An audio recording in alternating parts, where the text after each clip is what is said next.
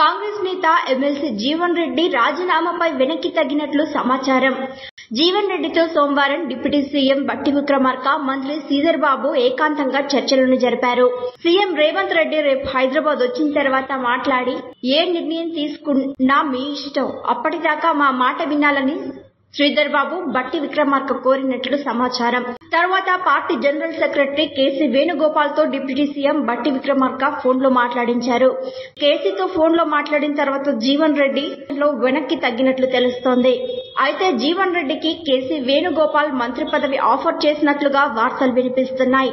అందుకే జీవన్ రెడ్డి రాజీనామా విషయంలో వెనక్కి తగ్గినట్లు రాజకీయ విశ్లేషకులు, పార్టీ వర్గాల్లో వార్తలు వినిపిస్తున్నాయి. అయితే జగిత్యాల ఎమ్మెల్యే సంజయ్ కుమార్ కాంగ్రెస్ పార్టీలో చేర్చుకోవడంపై జీవన్ రెడ్డి ఆగ్రహం వ్యక్తం చేసిన విషయం విదితమే. ఆయన చేరికపై పార్టీ అధిష్టానం కనీసం తనకు సమాచారం ఇవ్వకపోవడంతో జీవన్ రెడ్డి అసహనం వ్యక్తం చేశారు.